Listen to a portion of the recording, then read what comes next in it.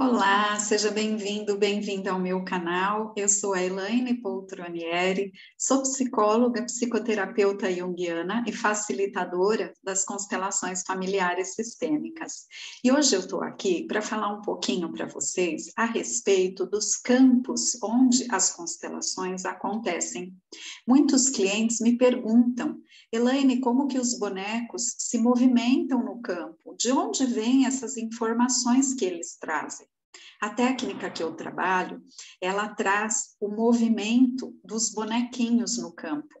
Então, eles fazem uma trilha que mostra para o cliente a história do passado, obviamente, né? Aonde ele está vinculado. Quando o cliente vem, ele traz uma questão dele.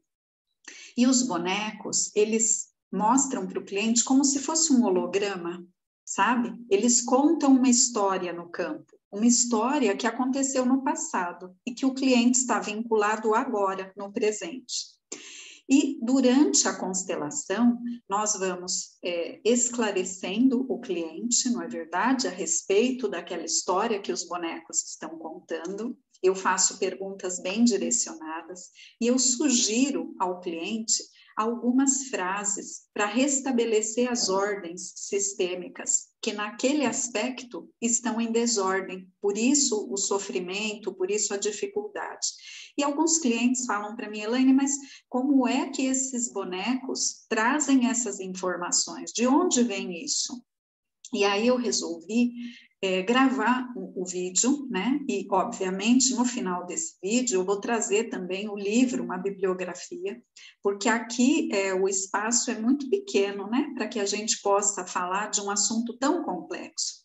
A constelação familiar, ela acessa os campos morfogenéticos. O que são esses campos? São campos organizadores de informações de todos os sistemas biológicos, por isso se chama morfogenéticos. E quando o cliente vem constelar, nós acessamos as informações que estão lá no campo dele, do campo do sistema familiar do cliente. Então, essas informações, elas são agora, ultimamente, nas últimas décadas, elas são muito observadas por cientistas do mundo todo. E olha que interessante, né? Eles descobriram, e eu vou falar aqui para vocês, de 3 experimentos que eles fizeram, né? Ao longo das últimas décadas, cientistas de todas as áreas têm observado que nós temos no nosso DNA, como todos vocês sabem, nós herdamos características da nossa família. Não é verdade? Às vezes um neto tem um olho muito parecido com o avô, às vezes a cor da pele, o cabelo.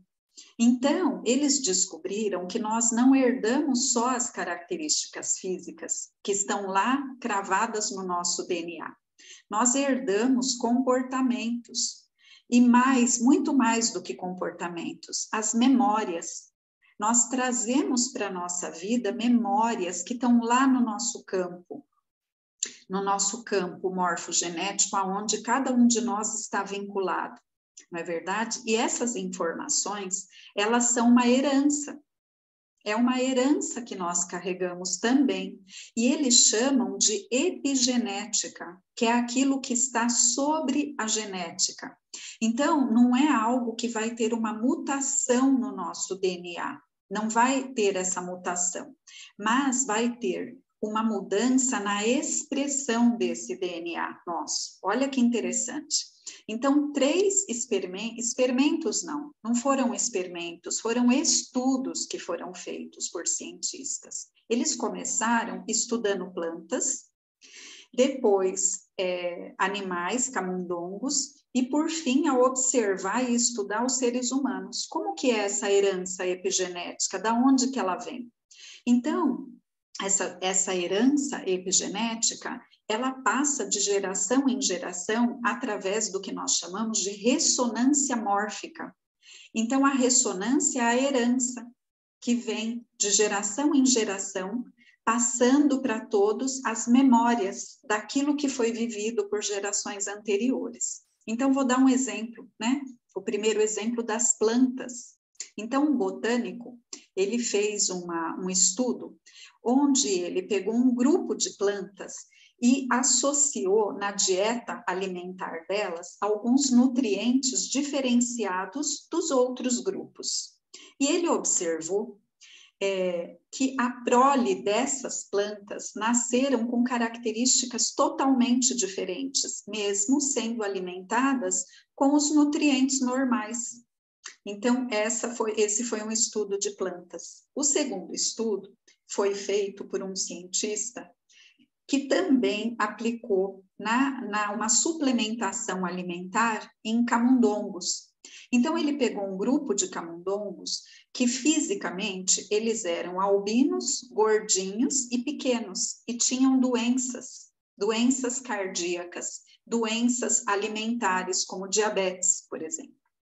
E ele fez uma suplementação alimentar, o que melhorou a qualidade de vida desses camundongos. E aí ele observou, ele só fez com esse grupo, e aí ele observou que a prole desses camundongos, apesar do DNA estar lá da mesma forma, a prole nasceu longilíneo, né, o formato nasceu maior e nasceu com um pelo não albino, um pelo escuro, e nasceu sem as doenças que os avós e os pais carregavam.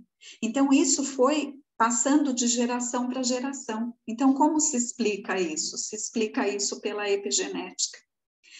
Depois, na época mais ou menos de 1890 a 1920, um outro estudioso observou mães grávidas que passaram pela guerra e que na guerra sofreram uma carência em todos os níveis na vida, né? Inclusive nutricional. E ele observou que os netos dessas grávidas que passaram por essa escassez nasceram, desenvolveram durante a vida diabetes, né? Um alto índice de diabetes e problemas do coração. E também a subnutrição. Eles eram menores, né? Porque vieram desses avós que passaram pela guerra. Então, essa é a herança epigenética. E por que eu estou contando tudo isso para vocês? Porque a constelação, ela atua exatamente aí.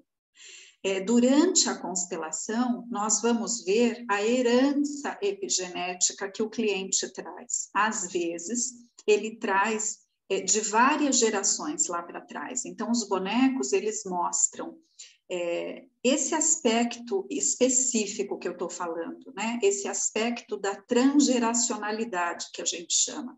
Quando os bonecos buscam gerações anteriores que estão relacionadas com aquela questão que o cliente está constelando, é isso que ele traz as informações que a ressonância mórfica passou para frente, para os membros que estão vivendo agora, no aqui e agora, mas que veio de lá de trás. Então, na medida que os bonecos contam a história, eu vou sugerindo ao cliente que ele fale algumas frases para que a gente possa restabelecer as leis sistêmicas. E restabelecendo essas leis, o que a gente faz? É como se a gente plantasse nesse campo mórfico um novo germe, um germe mais elevado, de uma outra origem. É como se nós estivéssemos criando uma outra origem dentro desse campo. Por isso que nós dizemos que a constelação, no mesmo campo, ela traz passado, presente e futuro. Não é como um oráculo, não tem nada a ver. Ela traz as informações do passado que estão atuando aqui no presente. E através do restabelecimento das ordens sistêmicas, ela vai carregar uma nova mensagem, uma nova herança para gerações futuras, inclusive para aquele que está sendo constelado. As mudanças e o alívio já será sentido por aquele que está sendo constelado. Então, é realmente uma nova ciência, é uma quebra de paradigmas, é um novo formato de tratar as dores, né, das pessoas, trazendo alívio, trazendo uma plenitude, uma paz interior, porque alguns clientes me perguntam, mas eu já vou ver mudanças assim que eu fizer a constelação? A mudança começa na própria constelação. porque a constelação traz à luz aquilo que estava oculto. E o cliente se sente aliviado na hora da constelação. Então, obviamente, que a maior mudança que uma constelação traz é na paz interior. Então, é o equilíbrio aqui dentro do coração e da alma de quem constela.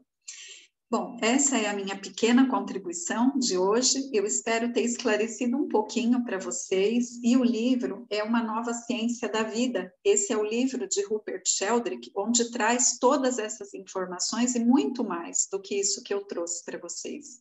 Então, eu fico aqui à sua disposição. Se você achar que a constelação pode ajudar você a conquistar uma paz interior, a tua felicidade, a tua saúde, né? Restaurar a tua saúde em todos os níveis.